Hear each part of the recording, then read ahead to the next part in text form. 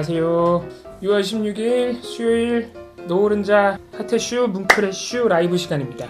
예, 국적법 개정안 때문에 지금 난립니다. 막 정치인들도 또 문재인 정부가 중국의 굴종적인 법을 만들려고 한다. 중국인 또는 중국 동포 특혜법이다. 이렇게 공격을 하고 있고 이게 청와대 청원까지 올라가지고 30만 명인가 됐어요. 결론은 이 국적법 개정안이 문재인 정부, 이 친중 정부의 그들의 말을 빌리자면 조선족 특혜법이다. 네. 그래서 오늘 그 내용을 볼 거예요. 그래서 단순히 특혜라는 말을 넘어서 지금 다시 또 이 중국과 중국 동포로 향한 여러 가지 혐오, 허위 정보가 또 파헤치고 있는 상황. 이런 그 여론에서 먼저 특히 인터넷, 유튜브에서 먼저 시작된 강력한 혐오적인 반응, 네. 이런 것들은 언론이 빠르게 정확하게 검증을 해주는 보도가 확 쏟아져야 돼요. 그 언론이 원래 그런 기능을 하고 있는 거거든. 근데 우리 언론은 유튜브에서 막 저런 혐오가 막 쏟아져 나서 인기가 많고 조회수 올라가잖아요? 같은 걸 막 내. 자기네들도 조회수 올라가라고. 그런 양상을 오늘 한번 살펴보겠습니다. 자, 일단 국적법 개정안이 뭐냐? 우리가 내용을 알고 가야 되니까. 4월 26일에 법무부가 입법 예고를 했고요. 6월 7일까지 입법 예고 기간을 지나서 6월 7일이 넘어가면 이제 정식으로 입법을 하려고 하겠죠. 그래서 5월 28일 날에는 이제 공청회도 하고 그랬어요. 6월 4일인가 그때쯤에는 이제 이민법에 관한 이 인식조사예요. 이민 제도에 대한 국민 인식조사도 용역을 준 상태입니다. 네. 입법을 하려면은 그렇게 여론을 좀 봐야 되니까. 국적법 개정안이 뭘 했길래 저렇게 지금 중국 혐오가 나오고 있냐. 사실 이번 국적법 개정안은 두 가지입니다. 하나는 거의 말이 안 나오고 딱 하나에서 이제 지금 난리가 난 거예요. 그 하나가 뭐냐? 영주권자 자녀 국적 취득의 신고제를 신설하겠다. 그 전까지는 신고제가 아니었다는 거예요. 이거 어떻게 보면 되게 당연한 겁니다. 국적을 어떻게 신고해서 취득을 해? 국적을 취득하려면은 여러 가지 절차가 필요하겠죠. 상식적으로 볼 때. 그래서 우리나라는 외국인들 영주권자라 하더라도 한국 국적을 취득하려면 귀화 절차를 밟아야 됩니다. 자, 근데 이번에 법에서 그러면 신고제로 하려는 건 뭐냐? 분명히 이 외국인 집이 2, 3대에 걸쳐서 한국에 뿌리 내리고 살고 있어. 그 입증됐어. 입증해야 됩니다. 아주 오랫동안 산 그 집의 자녀. 어른 말고요. 어른 대상이 아니에요. 물론 영주권자의 자녀여도 외국인의 자녀여도 학교 다닐 수 있습니다. 우리나라 제도가. 그런데 한국 국적이 아니어서 한국 국적을 요구하는 그런 서비스나 혜택이 많아요. 생각보다 우리나라가 공적 혜택이. 그런 데서 교육이나 의료나 이런 부분에서 아이들이 잘못하면 못 받을 수 있으니까 그 아이들은 한국 국적을 주자는 겁니다. 저게 그러니까 예. 화교라고 생각하면 제일 빨리 이해가 되실 텐데 화교분들이 굉장히, 그러니까 화교분은 중국 동포, 우리가 말하는 연변에서 우리 민족 같은 민족 아니에요. 그게 중국인이에요. 예. 중국인인데 화교로서 우리나라에서 굉장히 오래 전부터 사셨던 분들이 있어요. 네. 그런 분들의 자녀들, 그러니까 2, 3대에 걸쳐서 한국에 오랫동안 하셨던 분들 또는 그 다음 게 중국 동포 고려인 한국계 러시아인. 그러니까 이 법이 대상으로 하고 있는 영주권자의 대부분은 그런 분들이에요. 네. 이게 다 어떤 분들이에요? 일제강점기 때 탄압을 못 견디고 만주로 가신 분들이에요. 네. 이분들의 자손. 법을 보시면 아예 1번에 못 박혀 있죠? 미성년일 것. 그러니까 미성년이 이 신설되는 제도의 대상입니다. 네. 그 대상자가 몇 명 안 돼요. 일단 부모가 영주권자여야 돼. 모든 외국인이 아니고 그 영주권자의 자녀여야 됩니다. 네. 자, 그런 상황이고 그 자녀가 법무부 장관이 신고를 하면 국적을 취득할 수 있게 하는데 왜 그러면은 대상자가 한 해 600명에서 700명밖에 안 되냐? 굉장히 자격 요건을 엄격하게 두고 있어요. 네. 아까 말씀드렸다시피 2, 3대에 걸쳐서 한국에 살고 있는 게 입증이 돼야 됩니다. 그리고 두 번째는 역사적으로 혈통적으로 한국인과의 유대관계가 입증된 영주권. 야, 역사적으로 혈통적으로 한국인과의 유대관계를 어떻게 입증해?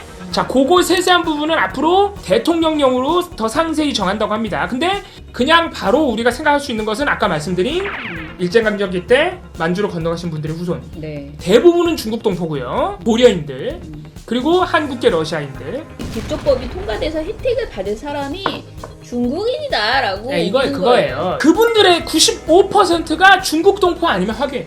우리나라 영주권자의 대부분이 사실은 중국 동포 아니면 화교예요. 그렇다 보니까 요새 중국에 대한 이미지가 많이 안 좋죠.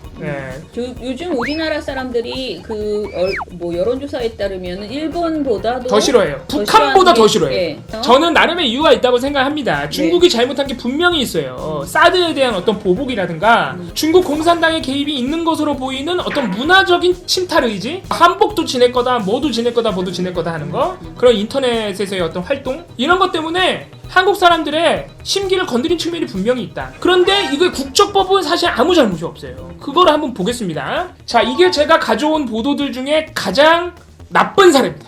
한국 언론이 이런 사안에 있어서 내는 보도들의 문제점을 이 한 건 안에 축약하고 있어요. 일단 다른 허위 정보가 같이 들어가 있고요. 제목이 나쁘고요. 그리고 댓글 저널리즘. 그리고 그러면서도 좀 창피하니까 기계적으로 갖다 붙여준 법무부의 반론. 이런 보도들에서 대변해주고 있는 이 법에 대한, 국적법에 대한 문제제기를 한번 하나하나 살펴보겠습니다. 자, 첫 번째. 자, 이걸로 중국 동포들의 국적 취득 굉장히 쉽게 만들어주는데, 네. 아니 지금도 귀화할 수 있는데 왜 더 쉽게 한국 국적을 취득해주게 특혜를 주냐, 중국 동포만. 네. 이거는 중국에 대한 이 문재인 정부의 굴종적 태도다, 뭐 이렇게 가는 거죠. 아니 근데 네. 그렇게 아이들도 쉽게 귀할 수가 있나요? 지금 현재. 자, 엄마 아빠가 귀화하면요, 아이들은 자동으로 국적 취득. 그거 당연하겠죠. 네. 자, 우리나라 귀화 제도를 보면요, 기본적으로 6천만 원의 자산이 있으면 인정돼야 되고요. 국민총소득이라는 게 있습니다. GNI. 그게 똑같이 한국인의 1인 GNI가 있음을 입증해야 됩니다. 그래서 3,700만 원 정도를 1년에 번다는 걸 입증해야 돼요. 자, 무슨 말이냐? 한국에서 귀화하려면 돈이 좀... 이거 우리나라만 그런 게 아니에요. 다른 나라도, 심지어 다른 나라는 귀화가 아니라 영주권만 달라 그래도 돈이 무지하게 많아야 되는 나라들이 있습니다. 네네. 저거보다 더 많아야 되는 나라들이 많아요. 그만큼 국적은 좀 예민한 거예요. 자, 아무튼 귀화가 그렇게 쉬운 일이 아니다. 중국 동포들이 죄다 저렇게 부자겠어요? 아니에요. 귀화 안 하는 중국 동포들 많아요. 영주권 있으면서. 왜 그러겠어요? 저만큼 자격이 어려우니까. 그리고 절차와 과정도 쉽지 않습니다. 가끔 가다가 외국인 스포츠 선수들, 잘하는 선수들 이렇게 귀화 요청이 있어서 네. 한다 그러면은 그 선수들이 맨 처음에 얘기한 게 뭐예요? 시험이 너무 어려워. 귀화 때문에 해야 되는 시험이 너무 어려워. 이런 거 있죠? 이 법은요, 중국 동포들에 대한, 그러니까 일단 특혜도 아니지만 오랫동안 한국에 터잡고 살아서 사실상 한국인과 다름이 없는데, 네. 그 사람들의 자녀들 중에 한국 국적이 없다는 이유로 교육이나 의료 기본권에 해당하는 서비스를 못 받는 경우가 생긴다, 아이들 중에. 네네. 그러니까 이건 아동 인권 차원에서 국적을 주자는 거예요. 네. 그런 아이들은. 자, 신고제는 물론 쉽게 간소화해 준 거죠, 제도를. 근데 신고제는 뭐예요? 그 부모가 신고를 해야 돼. 그러니까 본인들이 원해야 돼요. 만약 부모들이 원하지 않아? 그럼 국적을 안 취득하는 거예요. 그런 상황이기 때문에 귀화하면 되는데 왜 특혜를 주냐? 이거는 성립하지 않는다. 6천만 원 자산 나도 없어, 나도. 이번부터는 일단 국적법하고는 무관한데 저런 얘기가 나오는 거예요. 그러니까 그러네요. 국적법 때문에 애들이 국적을 얻으면 이렇게 특혜를 받아라는 이제 2차적인 비약인데, 네. 야, 국적 혜택만 가져가고 병역은 의무 이행을 안 한대, 이런 얘기가 나와요. 아니에요. 이런 황당한. 우리나라는 얕잡습니다. 해요. 가야 됩니다. 아니, 한국 국적을 취득했는데 어떻게 안 해? 한국인이 됐는데. 왜 나오냐면요, 어렸을 때 한국 국적을 취득해서 그 알맹이면 다 빼먹고 톡 도망갈 딱 수 있다? 20살쯤 되잖아? 그럼 한국 국적을 포기할걸? 왜냐면 걔네들은 이중국적이거든. 그러니까 그 20살 이전까지는 이중국적이에요. 한국 국적을 주니까. 그때쯤 되면, 군대 같이 되면 포기하고 날릴걸? 중국으로? 막 이런 거예요. 자, 이것도 현실적으로 거의 불가능한 얘기예요. 왜냐면은 이중국적을 가진 사람들 중에 18세 3개월 이전까지 국적을 포기해야 돼. 안 그러면은 국적 포기를 안 해줘요. 군대 무조건 가야 돼. 그런데 한국에서 2, 3대 이상 오랫동안 터잡고 살아온 집안의 그 아이가 갑자기 군대같이 돼가지고 오랫동안 외국에 근거지가 있음을 입증하고 내가 한 번도 한국에 들어온 적이 없음을 입증. 이게 불가능하잖아. 한국에서 살았는데 어떻게 한국에 입국하지 않았음을 입증해요. 그게 불가능하다고 했죠. 그러니까 예외적 국적 이탈자가 일단 될 수가 없고, 그렇다면은 18세 3개월 이전에 무조건 한국 국적을 포기해야 되는데, 네. 그럼 애초에 한국 국적을 취득할 이유가 없죠. 네, 18세 3월 이전에 한국 국적을 포기하려면. 근데 현실적으로 불가능한 얘기다, 그런 편법을 쓰려면. 제 세 번째, 대학도 쉽게 간다? 이것도 말이 안 돼. 아니, 한국 학생이 됐으면 한국 학생하고 똑같이 입시를 치르는 거지, 무슨 대학을 쉽게 가. 자, 오히려 이거는 말이 안 되는 게요, 많은 학교에 외국인 특별 전형이 있어요. 중국인일 네. 때가 더 쉽게 갈 수 있어요. 중국인일 때가 더 쉬워. 한국 국적이 아니고, 한국 학생이 아니고 중국 국적일 때가 더 쉽다고. 국적을 취득하면 오히려 그걸 포기하는 거예요. 이거 말도 안 되는 얘기예요, 이거는. 예. 이건 아까 병역도 마찬가지죠. 네.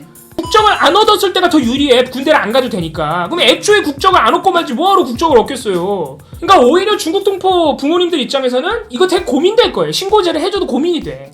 우리 애를 군대를 보내? 아, 우리 애 대학 갈 때 그 중국인 특별전형 쓰고 싶은데? 그러면 신고 안 하면 된다고. 국적을 안 준다고. 그러니까 특혜가 아니다. 예. 네 번째, 이런 얘기는 여기서 왜 나오는지 모르겠는데, 중국 동포는 죄다 범죄자인데 왜 특혜 주냐? 그냥 이거 통계적으로 이게 계속 경찰청에서 이 범죄 통계가 나오거든요. 네. 그래서 최근에 보도 나온 거 보니까 그냥 당연히 한국인이 제일 많지 않겠어요? 외국인 범죄 자체가 굉장히 조금이고요. 그 외국인 범죄 안에서도 중국 동포 또는 중국인의 범죄 비율은 다른 국적의 외국인들의 범죄 비중보다 낮아요. 그러니까 그 외국인들 중에 한 50% 절반 정도 되거든요. 범죄 비율도 한 40몇 프로 이래요. 그러니까 비슷해 그분들이 가진 그 인구 비율이랑 범죄 그러네요. 비율이. 예. 이게 중국 혐오가 폭발하면서 그동안 누적되어 있던 이미 한번 짚고 넘어갔던 허위 정보들이 다시 튀어나와요. 같이. 그렇죠. 다섯 번째, 건강보험 먹튀로 할 거다. 건강보험 먹튀는 여기서 왜 나오는지 모르겠죠. 어쨌든 간에. 왜냐면요, 이거는 말이 안 되는 게 영주권자가 아닌 외국인들도 건강보험 혜택을 받으려면 건강보험료를 내야 돼요.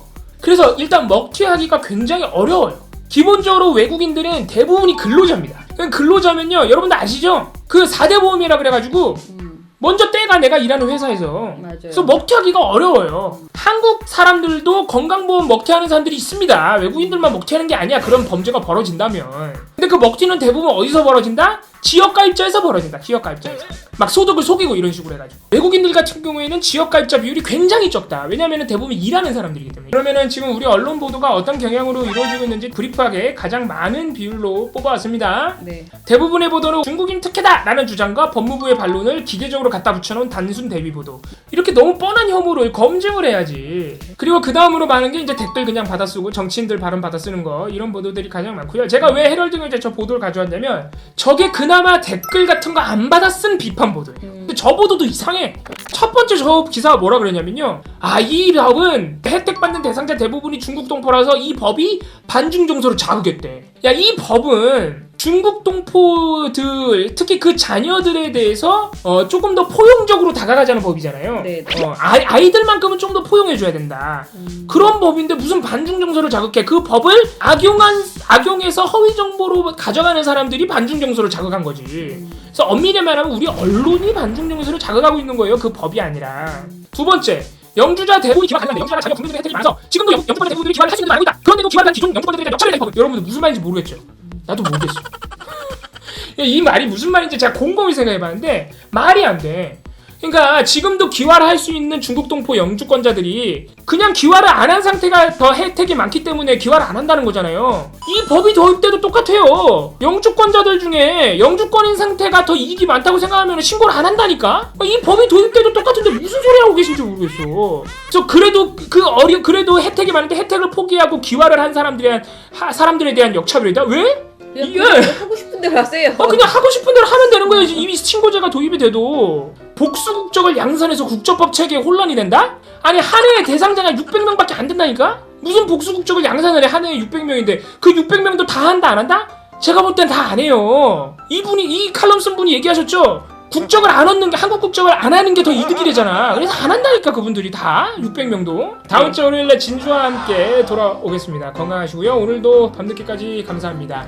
좋은 밤 되세요. 안녕. 안녕.